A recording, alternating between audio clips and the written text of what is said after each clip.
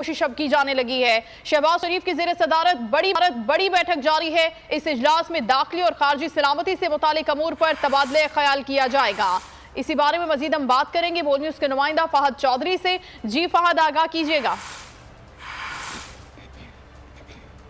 जी बिल्कुल, वज़ीर आज़म शहबाज शरीफ की ज़ेर सदारत कौमी सलामती कमेटी का अहम इजलास वज़ीर आज़म हाउस में शुरू हो चुका है। इस इजलास में पाक फ़ौज के सरबराह general Asim Munir, chairman joint chiefs general Sahir Shamshad Mirza, Pak फ़िज़ाइया, पाक बहरिया के सरबराहान, इसके अलावा DGISI और हसास इदारों के सरबराहान शरीक है। सेक्रेटरी दिफा, सेक्रेटरी ख़जाना के अलावा चारों सूबाई वज़राए आला को खुसूसी दावत पर इस इजलास में मदऊ किया गया है। ज़राए के मुताबिक इस अहम इजलास में कौमी सलामती से मुतालिक मुख्तलिफ उमूर पर गौर किया जाएगा। खारजी और दाखिली सलामती के उमूर ज़ेर गौर आएंगे, जबकि ज़राए का कहना है कि इंतखाबात से मुतालिक भी उमूर जो हैं वो एजेंडे का हिस्सा हैं। चारों सूबाई वज़राए आला से राय ली। मुल्क भर में आम इंतखाबात एक ही रोज़ करवाने से मुतालिक राय ली जाएगी, जबकि मुतालिका इदारों से इंतखाबात के लिए सिक्योरिटी और फंड्स की फराहमी या दस्तियाबी से मुतालिक रिपोर्ट ली जाएगी। वज़ीर ख़जाना इसहाक़ डार,